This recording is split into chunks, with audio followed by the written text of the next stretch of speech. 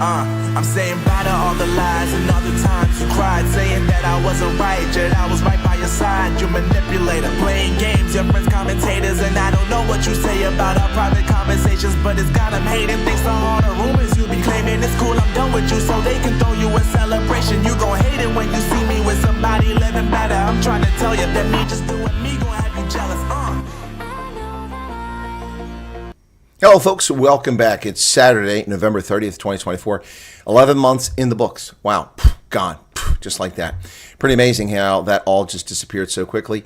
Here we are. I did not announce the stream on a Saturday because I don't often get a chance to do these on Saturday because of so many rugby games, but we're early today, and I thought I'd see if YouTube bothered to inform anybody because I didn't put any announcements out there in any of the groups. So there you go. Some people got the word. Well, that's good to hear. Welcome back. I hope you're all doing very well. Let's take a listen to what it sounds like. Let's take a listen to what it sounds like.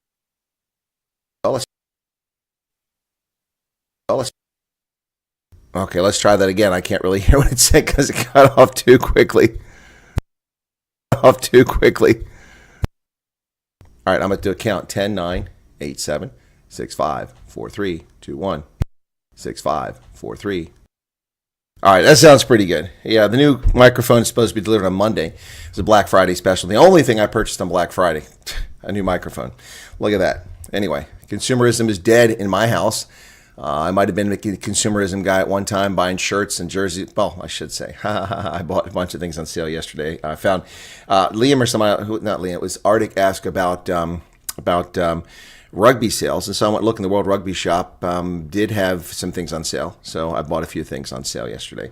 Got a Samoa home jersey for just $19.95 World Cup. Wow, that's awesome. Anyway, what a good deal. Oh, Levin actually got notified by YouTube. Pretty cool.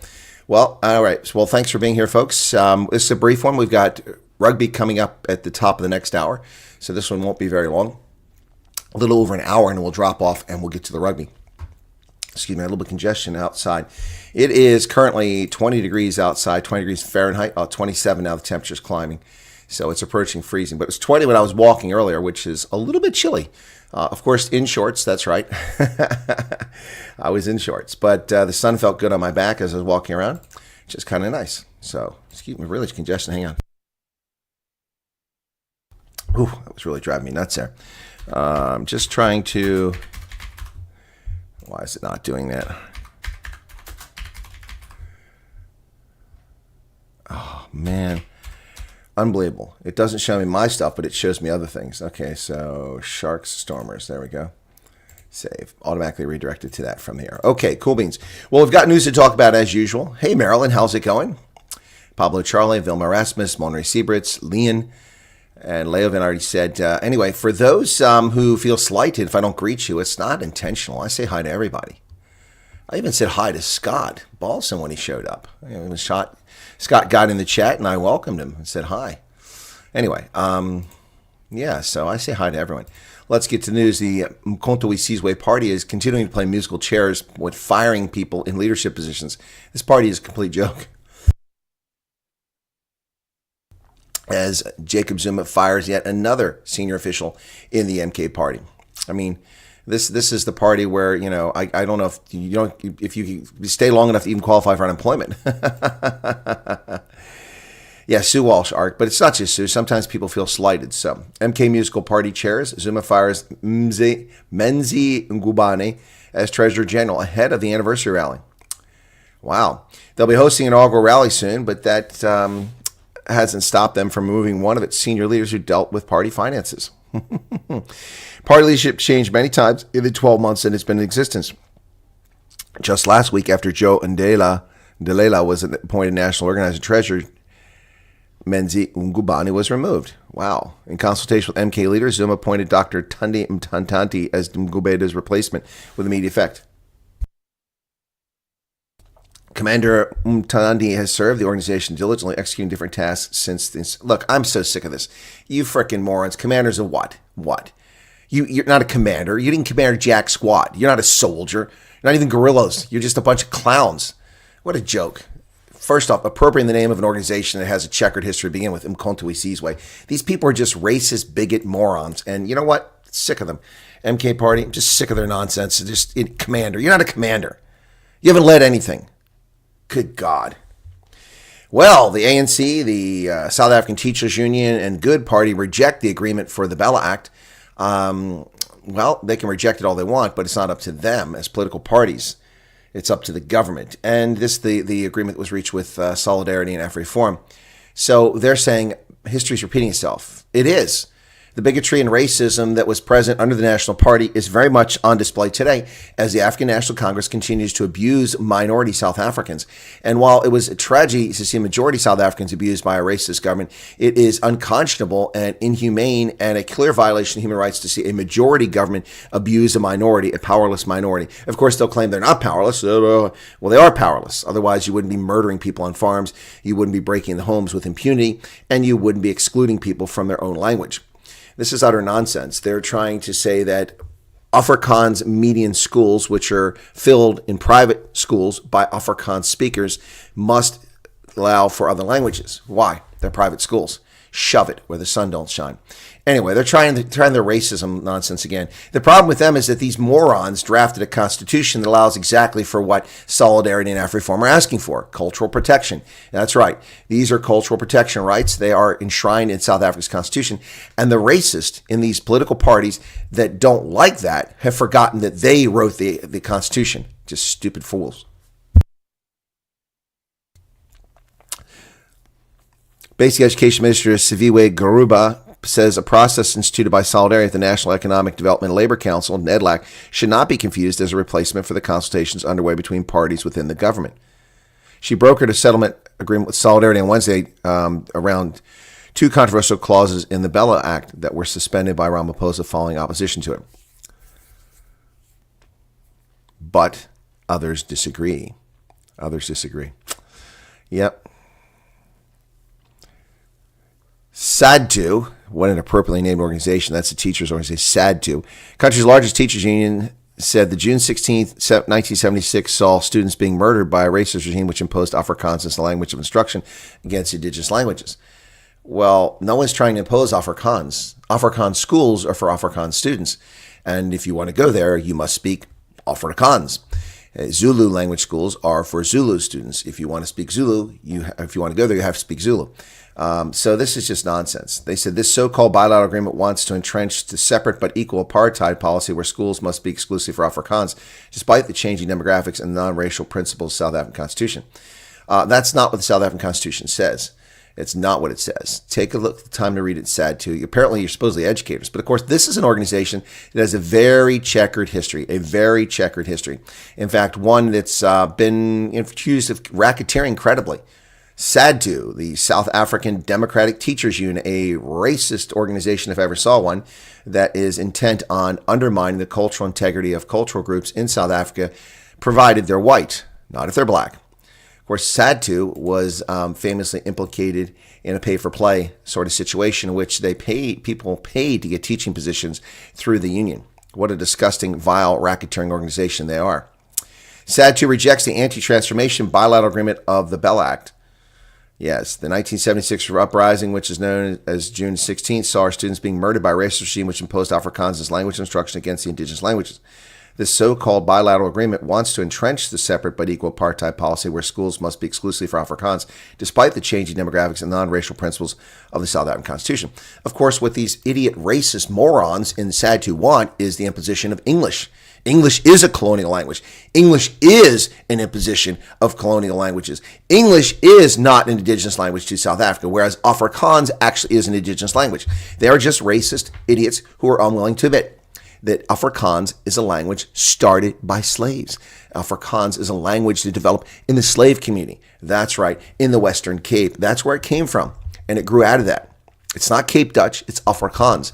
And the fact that these bigots and racists don't understand that just shows how evil and dangerous they are to public safety and to cultural protection in South Africa. Yeah. The minister has once again proven herself to be a useful tool of anti-transformation and a suitcase carrier of the racists in this country. Wow. They've just called Siviwe Garuba a racist. I think that Siviwe Garuba should take them to the Equality Court. The South African Human Rights Commission should intervene because the dignity of a black woman has been disparaged by an organization that perpetrates in race hustling. Yep, there you go.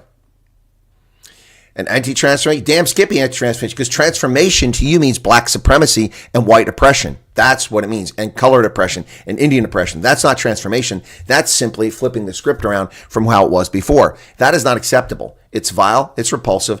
It's in violation of every South African constitutional act, every law. Well, not every law. There's a bunch of laws that allow the racism. And it violates the Human Rights Charter, which you are signatory to. 66MRN, I really don't know why Solidarity think they scored with the scrapping of Article 4 and 5, while the rest is even more devastating to our children. 66MRN, I would agree with you. I was sent that news release by someone from AfriForum, and my response, let me give you my response to that, okay? I won't share who I shared it with, and I asked the person if they thought I was being harsh in my assessment. So let me just take a look. This is what I wrote without disclosing who I shared it with. So I said, I think I understand the agreement, but I'm not sure. Is it just temporary measure, or I said, it protects the mother tongue only if a school is full. So only if a school is full of Afrikaans speakers will you be able to keep it Afrikaans. If it's flooded with other folks, then you won't be able to protect the language. So feeding programs. What are the feeding programs? Like the catchment area. I said, what school lunches and breakfasts apply to local area, but not the entire catchment area? I don't understand that. And I said, the response I got was that this is kind of pulling at the BELA bill. I said, but that's lovely until the murder of Oman Opan farm scares the family into emigrating and emptying out the Afrikaans schools. And that's part of what's going on here. I said, looks like we won a little and got a brief respite, but the ANC will still be coming back to get what they want when the tension dies down. And I asked if my initial take was too harsh. I said, I get that's a big win for a minority over the crooked majority, but I don't want to get folks too excited. So that was my position on this. That's what I said. I don't think it's an actual win for South Africans. Would you agree with me or disagree with me? Let's just do a poll on that. We have a handful of people here. Let's do a poll so we can't get a few responses. Start a poll. Was the Solidarity Agreement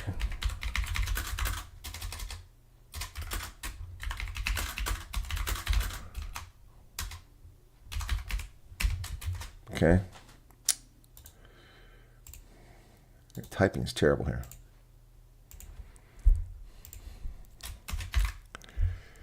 Come on, end it on this keyboard.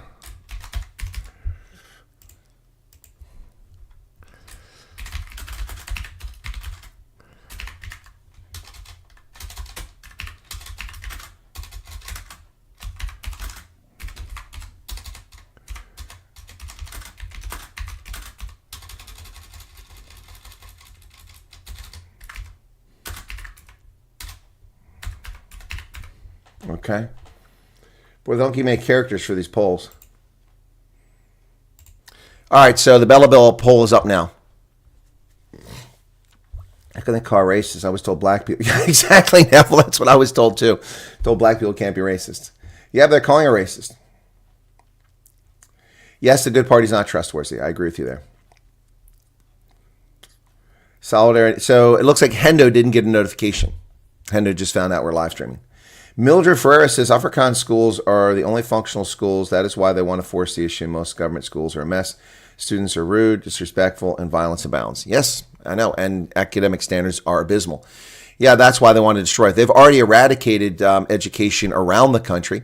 You see, whenever Cyril Ramaphosa gets up and says Bantu education was worse than no education at all, I agree 110% with Cyril Ramaphosa. ANC Bantu education, the dumbing down of academic standards to come up with the fake conclusion that students are passing by pushing black students through the education system without proper education, and then they go into the workforce and they're uneducated, functionally illiterate, and incapable of doing their jobs. But it doesn't matter because they'll be hired because of their skin color, because of quotas, and because of bullshit regulation and racist laws. And it is a caustic effect on South Africa's culture, its society, its languages, its economic progress and prosperity. It is wrong in every respect. Alan just got a notification. Okay. Well, Pablo Charlie, I don't know why you have such a big issue with Solidarity and AfriForum. They get things done too. They won multiple lawsuits. They won multiple court cases. They've accomplished many things. Unlike APAC, they actually do things. Okay, so you get on me about the NFL calling me unpatriotic. I know you're joking, but you get on me about dissing on the DA. But how about you give AfriForum and Solidarity the props? I've actually covered them objectively. I'm not a fan. I'm not an opponent, but I cover them objectively. AfriForum provides community patrols in places where law enforcement fears to go and protects Indian, colored, black, and white communities. AfriForum removes rubbish in places where city services fail to deliver. AfriForum fixes potholes all over the country. AfriForum does all this stuff. I mean, what's the issue here? What's the beef with AfriForum? APAC is just a political group led by a bunch of radical lunatics who are well funded by the Saudis. Yep. Anyway.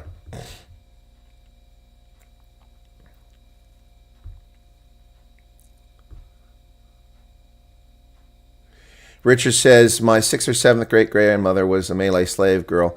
This creates a question. According to my ID, I'm white. Am I white or not? Exactly, Richard. Exactly right. See, this is the problem.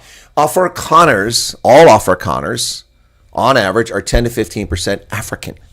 That's right. So this whole nonsense about colonizers and, imposition, they have ancestors that are Khoi and San and Malay and other Africans. So, get over yourselves. I mean, if you're honest and you quit playing this game of white, black, and brown, take a look at some white South Africans. They don't look very white to me.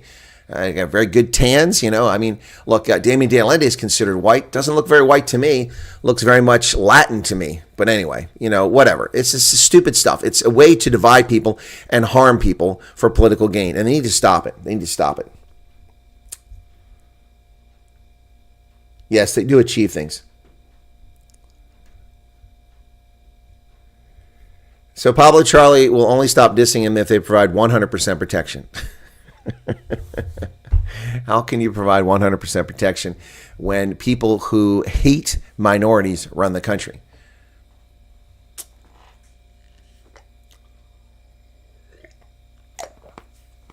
And Richard hits it on the spot. I'm South African. I'm American. I don't identify as white, but I am white as they come. There ain't no African in me, not for about 160,000 years. Yep. Nope. But I'm African. We all come from Africa if you believe in evolution and Charles Darwin. If you believe in the Bible, we all come from the Middle East. It means we're all Semitic, so we're all people of color. Anyway, just a bunch of nonsense to divide people. Utter nonsense. Yep. All right, so it's after 3 now in the Europe. Got to notice 30 minutes beforehand. Well, that's... Yeah, Marilyn, yours worked perfectly. That's how it's supposed to work, 30 minutes prior and when the stream starts. Now, that's because I listed the stream well beyond the 30 minutes. I did earlier this morning because I was researching the news. And I went out for exercise in 20-degree weather wearing my shorts. It was lovely. They're telling me to put an ad in. I'm not doing that. I'm not putting an ad in. Anyway, it sounds like I got a little bit of congestion here. I'm going to have to clear out when I'm done here. So, Tshwane is writing off 684 million water bill for Hammanskraal. Wow. So the people in Hammanskraal get away with owing over half a billion rand. They just use the water and don't pay for it. Why? Because they're poor. I wish somebody would tell me I don't pay for my water. That'd be nice. $200 every quarter. I'd love not to pay for my water. $300 last time. I don't even use any water. Tshwane Metro Council has approved a proposal for the municipality to write off a 684 million water bill incurred by Hammanskraal residents. Of course, this is by an Action SA mayor who is writing off $500 million of debt of money that the city doesn't have. So, yeah, but they're going to look like populists. Oh, look, we wrote off the debt. Yeah, okay, but now the city won't get 684 million rand that it's owed. The Group Financial Services Department report proposing debt relief for Hammanskraal residents was tabled in the council and endorsed by the council, including the DA, ANC, and FF councils, because they're all cowards. They won't do anything to fix the financial situation in Tshwane. They just passed along the debt. Well, hey, you know what? We can't do anything because it's just poor people, and hey, they're mostly black, and so gosh forbid we expect black people to actually pay their fucking bills. No, that's unacceptable. We can't have that. So, yeah. Now, on the flip side of this, these people were delivered unsafe, unsanitary water, and people died because of cholera. But someone should be prosecuted for that action, not free water bills, not free. Most of that bill is based on estimated consumption, as there was low actual meter reading in the area due to intimidation as a result of poor water quality. All right, so it's an estimated bill. So how do you have an estimated bill? You know how much water is delivered to Hammanskarl. You may not know how much goes to every person, but then tell us how it's an estimated bill. The actual individual bills might be estimated, but the total bill shouldn't be estimated. You should know exactly what that water cost. Idiots. The bill for indigent customers is sitting at $624 million. To assist them within free allocation water and sanitation, we'll install flow restrictors to restrict flow water. Write-off of the historical debt is for 6 areas in the Hammanskarl area being serviced by the troubled Temba water treatment plant. The areas are Mashamong, Majaneng, Surman, Temba, Hammanskarl West, and Hammanskarl. Former Mayor Silius Brink said he's also supported the bill and the DA because the residents had poor water quality for years. Well, I have poor water quality, and we just had to replace a boiler at the Veterans Organization. It cost us a lot of money because of poor water quality, heavy mineral content. Could someone give me a free water? Just another visitor in this world. If we look at the rest of Africa, the skin colors vary greatly. Black people in South Africa have brought into their apartheid body. Yes, there is a huge lack of critical thinking. As I've pointed out repeatedly. See, I think this is one reason why I'm no longer teaching for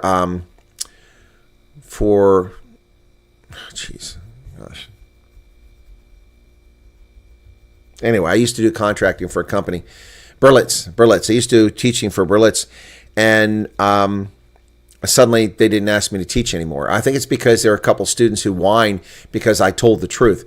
So when I covered Africa, I talked about the slave trade because it was a topic that was in the syllabus, and I talked about the entire slave trade, not the sexy slave trade that leftists love to talk about that work for the government, like, oh, evil white people invaded Africa and enslaved Africans. They're horrible. They're all racist. Look what they did.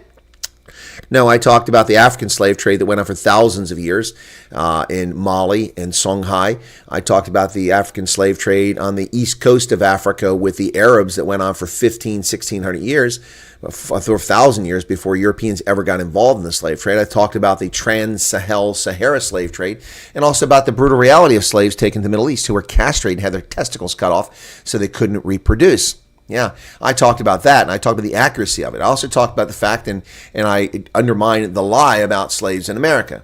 Yes, slaves were brought to America, absolutely true, but some number that they float is bullshit. I was taught in high school the numbers 50 million Africans were brought to America, and many of them died on the boats over, and many did die, but not 50 million people, and there weren't 50 million Africans brought here. If 50 million Africans were brought to America over the course of the slave trade from 1619 to 1865, America would be almost entirely black. That's more than the whites that came here.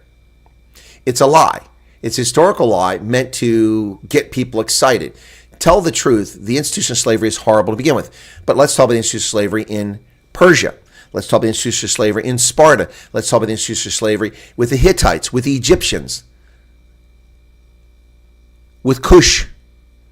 Let's talk about slavery all over the world. Let's talk about the institution of slavery as it existed throughout humankind. The Greek, the Roman empires. Slavery has always existed. It was white people in the West who ended the institution, who made it morally repugnant. Nobody else, white people did that. We made slavery morally repugnant. That's right. Wilberforce and the abolition movement. Republicans in America, the abolition movement. The banning of slavery into perpetuity in the Northwest Territories, the first territorial expansion of the United States. Manassas Cutler involved in that. The banning of slavery. The ending of the slave trade and the slave interdiction by British ships and British sailors who lost their lives interdicting slave ships off the coast of West Africa.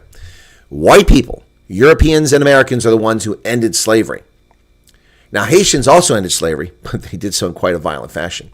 Yes, so I'm sick of this nonsense. But when I taught the truth about what happened, that in fact no more than a few 100,000 people were brought to the United States over the course of 1619 to 1808, when the importation of slaves was banned, they didn't like that. But this is factual information. When you tell the story, you tell the truth. You tell the whole story. The vast majority of Africans that were enslaved in the Americas were enslaved in the Caribbean Basin and Brazil. That's where they went. The overwhelming majority. of the estimated actual number of about 10 to 12 million over the course of 2 centuries, 85, almost 97% of them went to the Caribbean Basin and Brazil. Less than 3% of those people were brought to the Americas. The reason we have black folks in America today, minus those who've come here in the last 30 years, African immigrants, the reason we have black people, historical black community in America today, is because they reproduced naturally here. They weren't castrated. They were allowed to reproduce. My goodness. I already said the Arab slave trade. I talked about East Africa, and I just talked about that. I talked about castration. I think your text came in a little bit late, or you're watching the broadcast a little bit behind everybody else, just another visitor in this world. You might refresh your stream. Yeah, no, I talked about it. So Berlitz suddenly didn't call me up anymore. And the lady they had a very good working relationship with, when I reached out to her, she didn't even return my messages. I was curious about why we're not doing it. So anyway, I guess they don't like the truth. So that's the problem with when you tell the truth. People don't like it. It's not politically correct, but it's true. Now, that doesn't obviate the horrible institution of slavery. It does not diminish the loss, the suffering, the agony, the horrors that took place anywhere in the world. It doesn't. It also doesn't expunge any guilt for people who committed those sins. But it sure as hell doesn't make me guilty for slavery. I have no bearing on it. I had no input on it. I have no benefit from it. So stop your nonsense. You want reparations? I want reparations for my 7 great-great-grandfathers who fought in Union regiments to end slavery. One of whom was kept in Andersonville, suffered from scurvy, a horrible existence, nearly dying in a prisoner of war camp to free black Americans. Yep.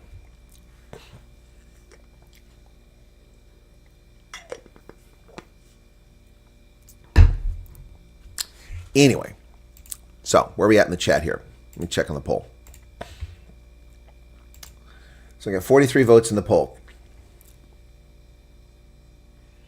Yes, and now they hate us for ending it. You're right, Brian Lawrenson. We ended slavery. We did. The Brits ended slavery in the Western Cape. They ended slavery. And some Boer didn't like that, and they took over their slaves. Others didn't have slaves. You know, it's an obnoxious distortion of history. It's so sick of it.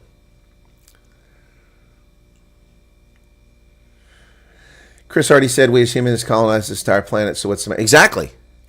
Every human population is colonial. There were no humans in Greenland. There were no humans in North America or South America or Tierra del Fuego. There were no humans in Australia. There were no humans in the Pacific Islands. There were humans in Japan or China. No. They didn't exist. It's a matter of anthropological record. We can prove it. They appeared at some point and they introduced their own systems of governance. That is colonization. What Shaka Zulu did to build the Zulu Empire is also colonialism. Yes, of course it is. It's empire building. It is the ultimate colonialism. It is the most vile colonialism. If you didn't acquiesce to his rule, then he murdered you. They wiped out villages. They burned villages. They murdered, they raped, they killed, they pillaged.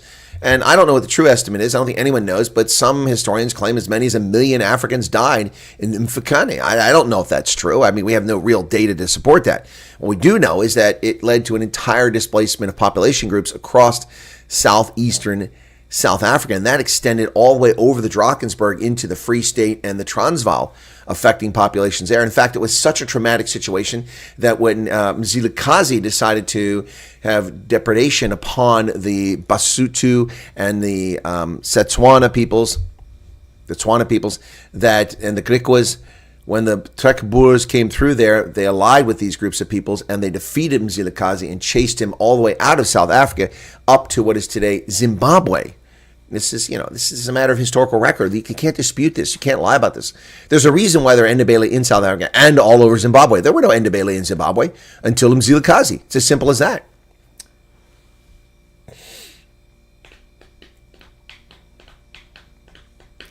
Anyway, reparations by designer clothes and Jordans. Yeah, I think that's what we're talking about here.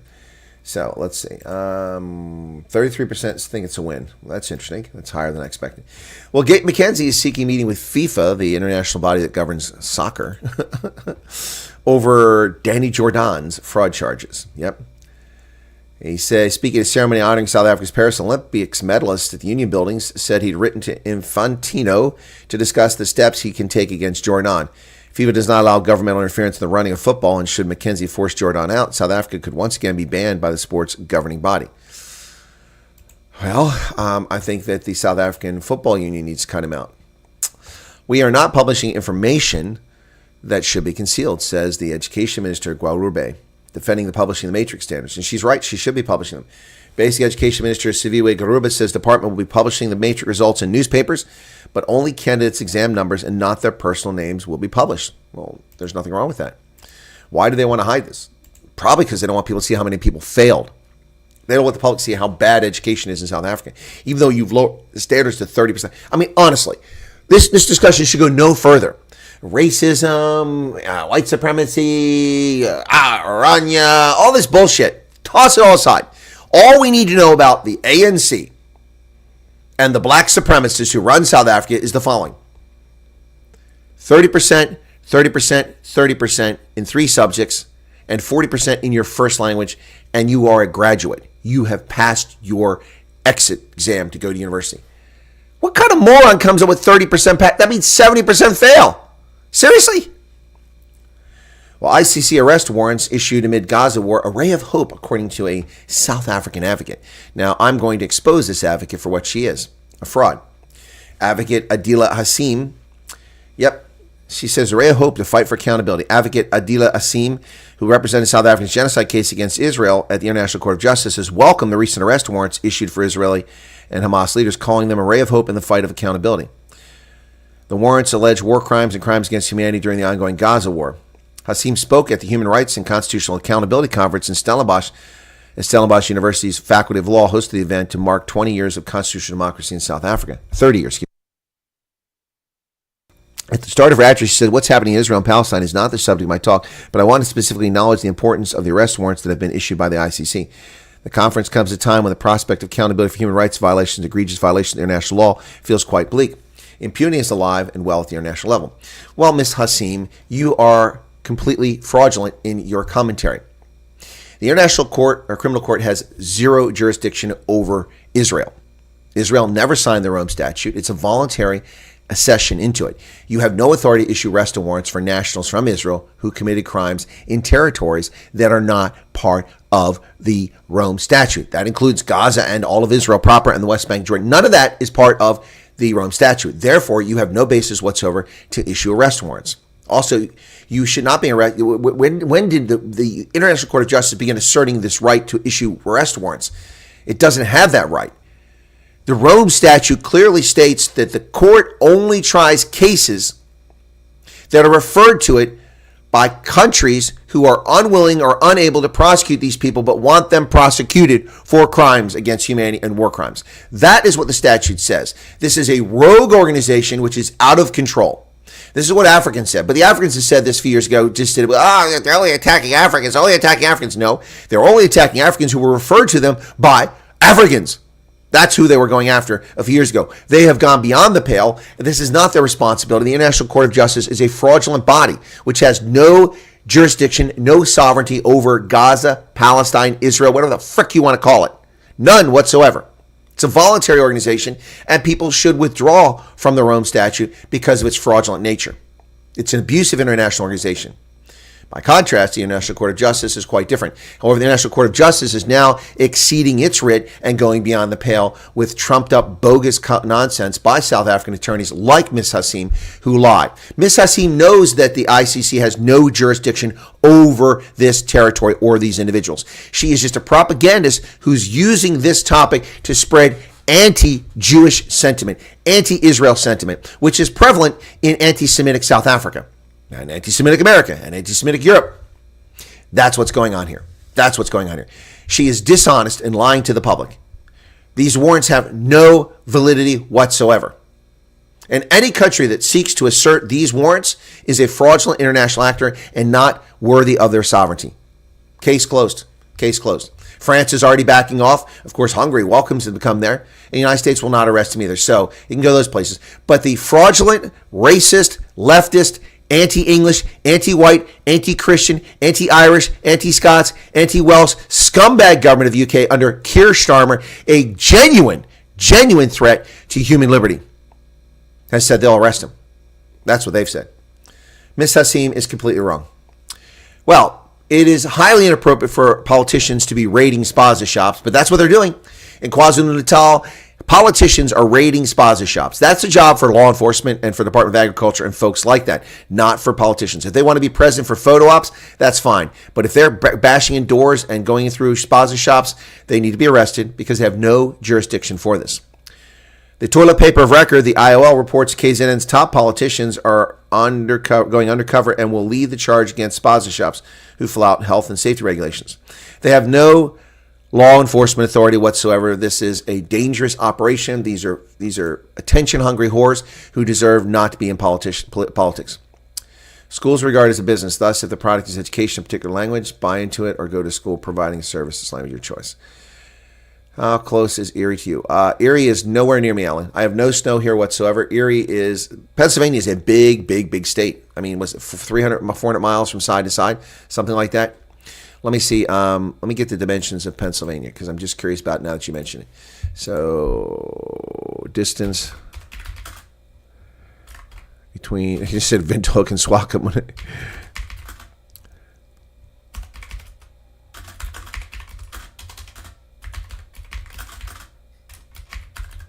Pennsylvania. Let's see if it gives me an answer. 300 miles. That's what I said. 480 kilometers from east to west, 240 kilometers north to south. A lot of territory in between.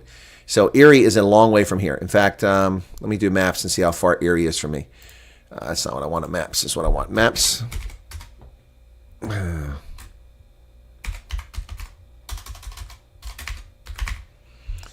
Erie. Okay, let me just do a distance here and see how long it takes. It is 5 hours, and it is further than the distance across Pennsylvania.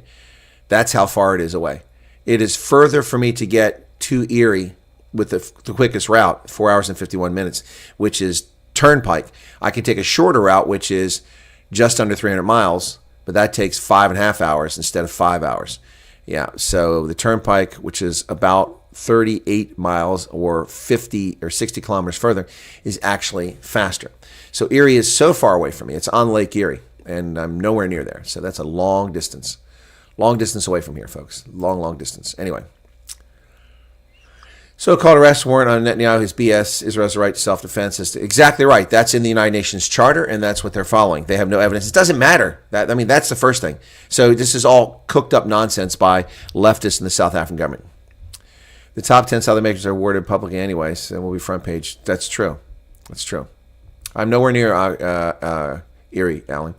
So, according to the Allgemeine Zeitung aus Windhoek, SWAPO kämpft 50% Vorsprung. Yep, that's right. SWAPO is struggling to achieve 50% in Namibia's elections, which are problematic. Wow. They are struggling to achieve 50% in this election. That is a serious issue. Al Jazeera says Namibia faces election chaos as voting extended to today, Wednesday, Thursday, Friday, Saturday, 4 days of election voting when it's supposed to be 1 day. And many regions are excluded from the extra days of voting, and they're not happy. Opposition seeking to upend decades of governing SWAPO dominance urges voters to stay the course and cast ballots. Tensions are mounting in Namibia after a controversial extension of presidential and parliamentary elections into the weekend owing to irregularities that slowed down voting. The Electoral Commission Namibia announced on Friday that polling stations should be closed 2 days earlier, will remain open until Saturday night, admitting to logistical failures, including a shortage of ballot papers and overheating of electronic tablets used to register voters. Let me ask you this question. People voting in 46 degrees Celsius temperature and you're using electronic tablets, what kind of morons are these people? The opposition Independent Patriots for Change, which hopes to end 34 years of SWAPO rule, has protested against the new extension but urged voters to cast their ballots. Regrettably, there has been a multitude of irregularities, said presidential candidate Paduleni Itola, the dentist. But he said there was no alternative other than for citizens to carry out what is proposed by ECN to its conclusion. Yep. Opposition parties are threatening to take action against the Electoral Commission. They wanted an explanation for why the presidential and National Assembly elections on Wednesday were marred by ballot shortages and glitches and with the verification machines. Some opposition leaders in the Zambezi region said the Electoral Commission decision to extend the election in a few regions unfair in those excluded regions. Exactly right. Popular Democratic Movement Regional Coordinator Jeffrey Mwalima on Friday said the polling station in the region closed exactly at 9 o'clock with many voters being sent away. They just didn't come back after the deadline was extended. Wow. It's difficult for voters to come back to the venues because it was too late when they heard of the time extension. Most of the mobile teams came too late with their respective venues. Namibia is having a serious problem with its elections. Well, the Prozess gegen Palapala trio beginnt im Mai 2025. So while we're covering up the Palapala scandal in South Africa, it's going forward in Namibia. The three gentlemen accused of being involved in this are going on trial in May of next year for their role in the Palapala heist. Well, Joe Biden plans to highlight investment and partnership during his Africa trip, which is really just an Angola trip to get his grift. Go collect his paycheck from his commie friends in Angola. President Sleepy Joe will make his first presidential trip to Africa next week, visiting Angola, making a stop on the island nation of Cape Verde, a top White House official told the Voice of America. His short visit will center around the Lobito corridor. Yep. Wow.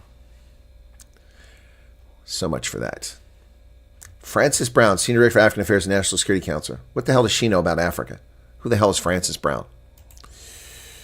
This is why our country is in a crapper, hiring people who know what they're doing. At least 27 people die in Nigeria boat accident. The final death toll from the accident late on Thursday would be known once the search and rescue operation ended, but 27 bodies have been recovered. It was carrying mostly traders from the Misa community in central Kogi state, headed for weekly market in neighboring Niger state. Wow. Yet another ferry sinking in Africa, especially in West Africa. Hundreds of striking police officers in Victoria walk out. A police union leader accused the Victorian government of running away during a lengthy wage dispute as hundreds of officers walked out of the state's biggest station in Australia. Victoria Police and Protective Service officers working out of their Melbourne headquarters in Spencer Street took part in a one-hour strike from 11 a.m. on November 29th. I've been a police officer 11 years. I've never seen it this bad, Sergeant Joe Sellers told reporters. Just want to see the government and our force command talk to our union. Well, and this is what I have to say to police officers walk off the job on a strike. You are shameful human beings. You have no right to strike. No right whatsoever. Emergency responders, firefighters, police, and military have no right to strike whatsoever. You provide an essential public service. Get over yourself. Shameful conduct. Taiwan's president is seeking to ally smaller Pacific nations against the Chinese communist threat. Lai Chang-te is looking to shore up support from three island nations that were among a dwindling number that keep diplomatic ties with Taiwan. So he headed out to reach the Marshall Islands, Tuvalu, and Palau. So they're trying to keep things going, keep the Chi-Coms away. Syrian rebels are on the move. They've breached Aleppo, Syria's largest city, in a startling advance. Lightning assault on Aleppo by the Islamist militant group Hayat Tahrir al-Sham abruptly redrew the front lines in Syria's civil war. Syrian rebels said Friday they advanced into the government-held city of Aleppo in a startling offensive that was the first time in nearly a decade that insurgents had breached the country's largest city. The lightning assault, led by Hayat Tahrir al-Sham, an Islamist militant group based in Syria's Idlib province, abruptly redrew the front lines of the 13-year civil war for the first time in years and threatened a new period of violent confrontation with President Bashir al-Assad. But it's unclear how deeply into Aleppo they got, but they did breach the barriers and got to Aleppo. Well, the United Kingdom shamefully backs assisted suicide. So now the United Kingdom, if you're white, if you're Christian, if you're English, Scots, Welsh, or Irish, will happily put you in jail for celebrating your culture, for speaking your language, for demonstrating against the criminal alien invasion and the Islamization of your nation and the foreign takeover of the United Kingdom. You'll go to jail for that, while rapists and pedos are released to make room for you to go to jail, barring your free speech and freedom of assembly. Now, they'll happily kill you too. Assisted suicide now becomes the law in the United Kingdom. United Kingdom backs assisted dying law. That's called, Washington Post, it's called assisted suicide. Assisted suicide, not assisted dying. Notice how these scumbag leftists always change things. It's not a used car. It's a previously owned car. It's not suicide. It's assisted dying. After emotional debate over end-of-life care. The bill modeled after Oregon's law would apply to terminally ill patients and could usher in one of the most dramatic social changes Britain has seen in years. British lawmakers voted in favor of a bill to legalize assisted suicide in England and Wales, a move that could usher in one of the most dramatic social changes since they decriminalized abortion in 1967. The bill, modeled after a stupid law in Oregon, would apply to terminally ill patients who are expected to die within 6 months. Can demonstrate a clear wish and can administer the fatal cocktail of drugs themselves. Have to get approval from 2 doctors and a high court judge. Lawmakers voted 330 to 275 after a 5-hour debate. Wow. So now they'll kill you in the UK too. The government has the ability to now kill you as well. There you go. Well, Juicy Trudeau goes a-begging with his tail between his legs and pays homage to the Don, the Teflon Don at Mar-a-Lago, following up on the visit of the shameful mouth that is Claudia Sheinbaum. The Canadian and Mexican so-called leaders, socialist scumbags, have made the journey to Mar-a-Lago to plead that tariffs not be imposed on their corrupt, dishonest economies. Prime Minister Justin Trudeau is the first foreign G7 leader to visit President-elect Donald Trump, but it comes after Claudia Sheinbaum made her pilgrimage to Mar-a-Lago. He's under pressure to persuade Trump to back down from his tariff threat. Well, you smug, smarmy little piece of human feces will not get what you want, trust me. Yep. Trudeau and Trump dined together Friday evening, one official said, along with a delegation of senior Trump allies poised for top trade and security positions. He was accompanied on his visit by Dominic LeBlanc, Canada's Minister of Public Safety. The Canadian Prime Minister was staying in the area overnight, but not at Mar-a-Lago. Good. Good. Trudeau has been scrambling to formulate a plan to respond to the threat made this week by Trump to impose a 25% tariff unless Mexico and Canada take action to curb the arrival of undocumented migrants and drugs across their borders in the United States. When that smarmy little bastard starts doing his job and protecting his border and protecting America, then maybe we'll back off. The Democrats want to go from bad to even worse. They're looking to oust Jerry Nadler, the Penguin, as the leader in the House, and bring in Jamie Raskin, the scumbag from Maryland. This is not an improvement. Some House Democrats want to oust aging committee leaders like Representative Jerry Nadler in favor of younger lawmakers who they see as better suited. Well, Jamie Raskin is not younger. He's just smarmier. Yep. House Democrats considering pushing aside some of these folks. Yep. In the effort to counter Donald Trump. The debate has grown most intense in recent days as dozens of Democrats are privately pressing Representative Jamie Raskin to challenge Jerry Nadler. Mr. Nadler, the 77, the dean of New York's congressional delegation, has made it clear that he has no plans to step aside. And while Mr. Raskin, 61, is mulling a challenge, he's not yet decided. So they want younger leadership, and they replace a 77-year-old with a 61-year-old. Okay. Well, if Raskin was as spry and energetic as I am, then we wouldn't care about his age. But he's not. He's a cancer survivor who is an asshat and just a despicable human being. Question was asked about whether I live near Lake Erie. I do not, but this is what landed near Lake Erie. Lake effect snow buries parts of the Great Lakes with more snow expected. Post-Thanksgiving travel plans thrown into chaos as almost 30 inches of snow fell along Lake Erie. 30 inches, folks. That is over a meter of snow. Closing Interstate 90 and stranding motorists. This is a car buried in Mill Creek Township in Pennsylvania on Friday. Great Lakes communities were pummeled with snow Friday into Saturday as unusually warm weather plunged into a lake effect snow event that is expected to continue until Monday. 30 inches of snow fell along Lake Erie shore. Wow. Road closures in the region include a stretch of Interstate 90 in Pennsylvania, disrupting motorists traveling from Cleveland and Buffalo on one of the busiest travel weekends of the year. Look at that snow coming down I-90, Madison, Ohio. That's bad. Phyllis and Kevin Buckland set out from Omaha early Friday with a backseat full of Christmas gifts for grandchildren in Elmira, New York. But some 800 miles into the 18-hour journey, the snow became impassable.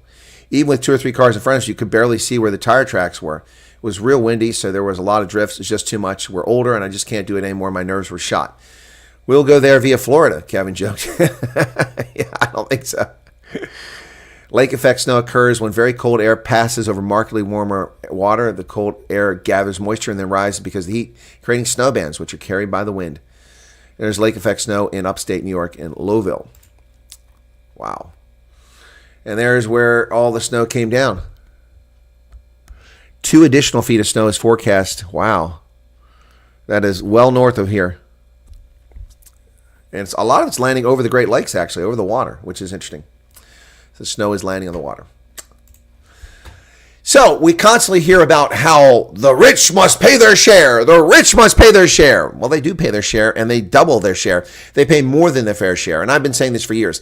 This idiotic concept of progressive taxation is unjust. It's not equal treatment. It's a clear violation of the 14th Amendment. I understand why groups don't take this to the court, or maybe it's been done previously, but it's a clear violation of equal treatment under the law. Americans are not treated equally by a progressive tax system. It is shameful. It is inappropriate. But let's talk about who pays the taxes in this country. You ready? And it's the same way in South Africa.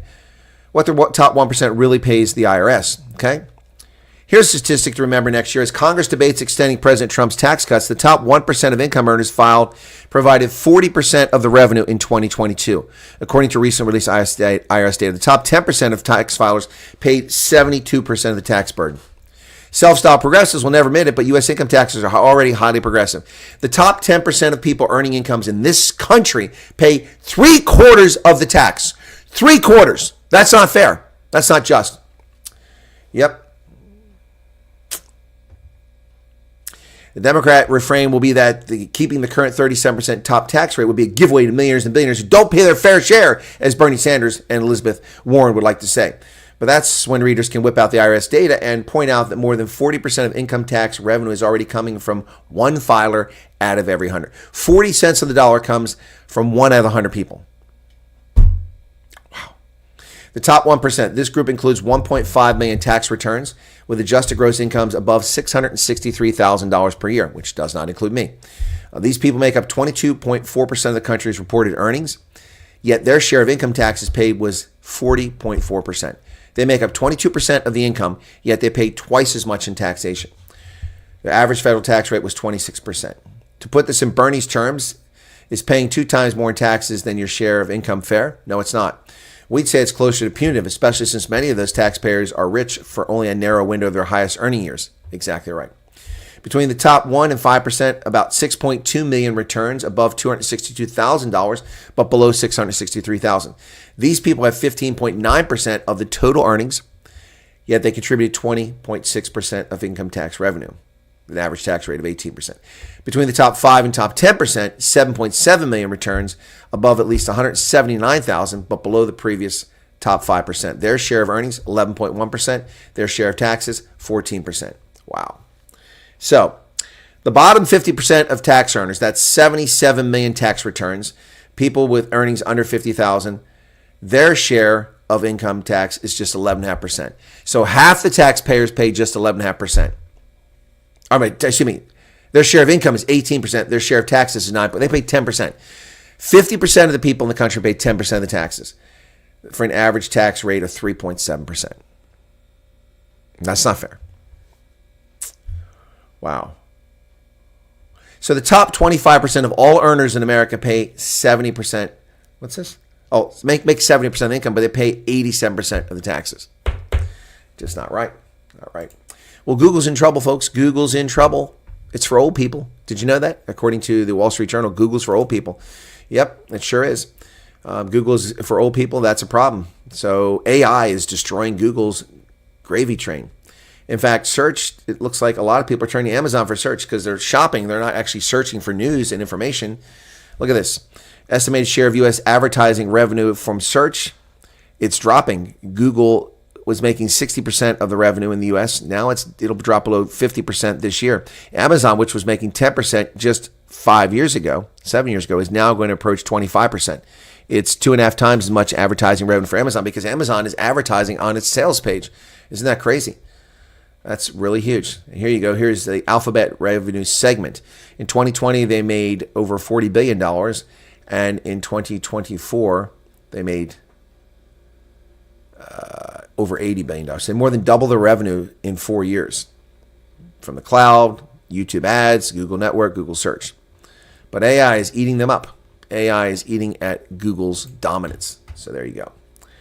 And that, my friends, is the news for today. Be sure to hit the like button if you don't mind. Let's close the poll. How many votes we got? We got 68. We'll end the poll there. Justin Trudeau is Hendo's favorite politician. Yeah, I think he loves him. Mark's second name is Richard.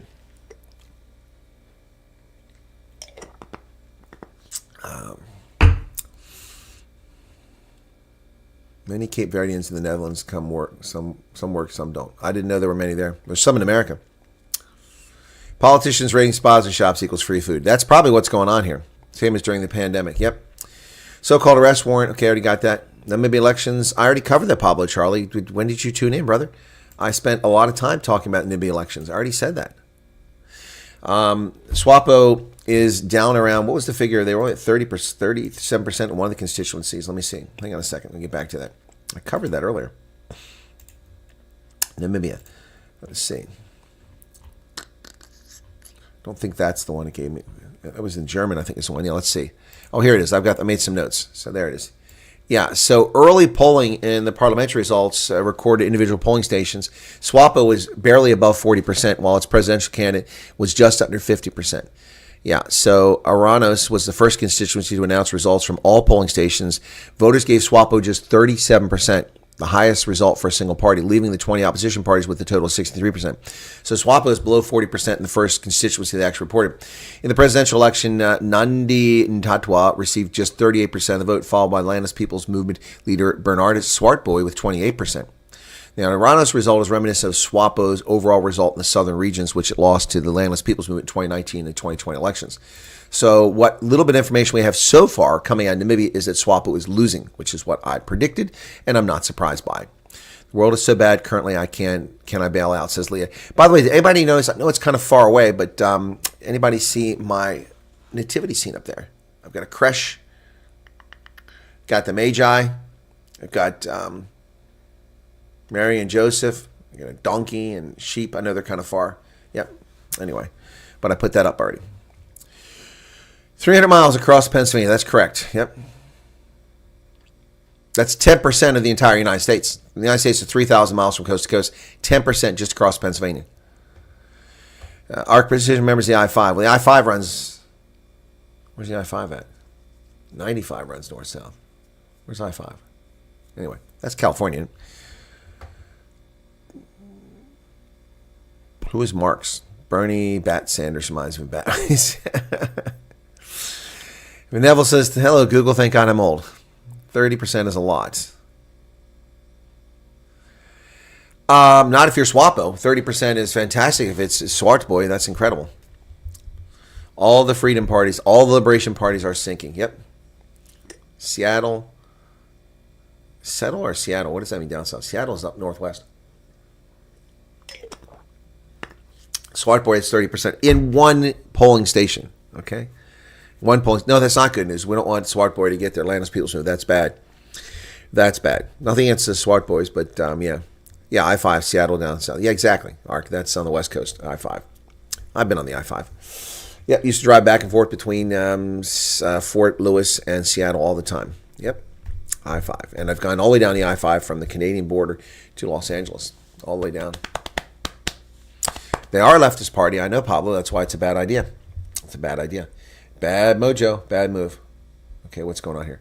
100%. Okay, so my phone is charged. Do you like my lights? By the way, these are old ones over here. I got to replace these. I'm going to go see if I can. I bought these as a trial. I should have bought 2 boxes. I bought color ones. Anyway, I should have bought 2 boxes of those. They wound up being on sale. So I have to go back and get some more if I can, if they got them. There's 2 T's in Seattle. Seattle is lovely, green, important place. Yeah, but it's run by leftists. No, Hank Hedge is not going to win, Pablo. That's a pipe dream. Not going to happen. Yep. Anyway, so there's the news. Let me close that out. I won't need that anymore.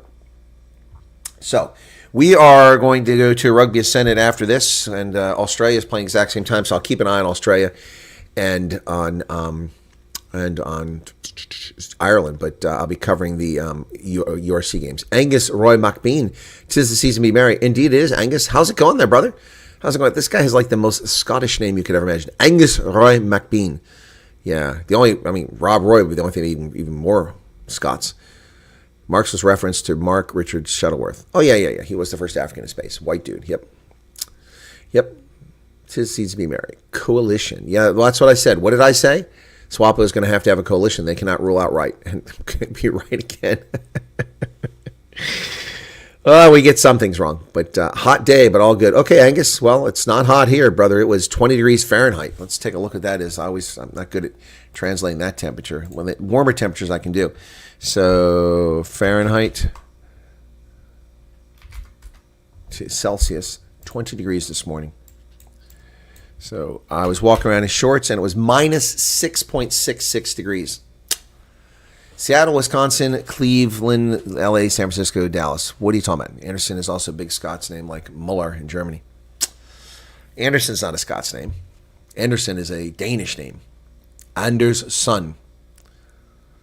Anders' son. Anyway. Comes from the Scandinavian heritage. There may be a lot of people in Scotland with that name, but it doesn't mean it came from the Scots. Anyway, yeah. So, Ark it says he and Garrett are chatting foreign.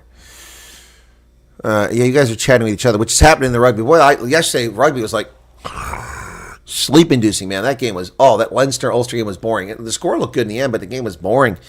Unfortunately, I did pick Ulster to win at home, hoping they could pull it out, and they failed me. Will BELA break the ANC or the GNU? Angus, I don't think it'll break the ANC, and I don't think the GNU will be broke by it either. The DA is so desperate to be in power that they are not going anywhere, at least not until they've spent at least a year in the GNU.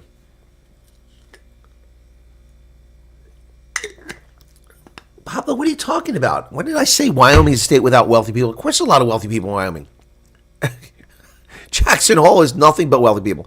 Those wealthy bastards have pushed the rest of us to the margins. Yeah, so I never said that. Where do you come up with this stuff, man? Let's go to Wyoming before we break contact here, okay? Wyoming. There we go, Wyoming. Okay, here's Wyoming. That's not what I want. I want this screen. There we go. That's Wyoming. Okay. So, we're going to zoom into the northwest portion of Wyoming. And we're going to get to Jackson Hole.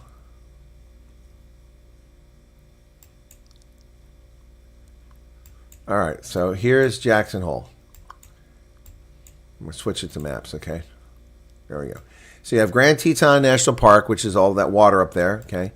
And then below that, down that valley, you go down 191, and you get to Jackson. This area here, all of this is screwed.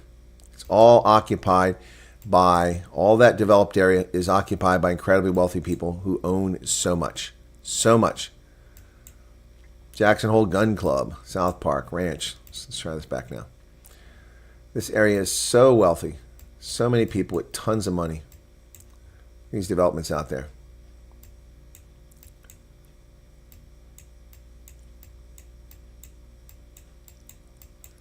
There's Jackson proper. Yeah, way too wealthy. It's not the only place that has wealthy people. I don't know where you get that. I said there were no wealthy people there. What are you talking about that? We live in Wyoming and changed my name to Johnny Dixon. Johnny Dixon. Well, I love Wyoming. It's one of my favorite places. It's named after a county here in Pennsylvania. I didn't know that till many years later. Nearly bought land out there in 1994, but didn't buy it and almost became a Wyoming resident. I like the attitude. I like the location. It's just an amazing place.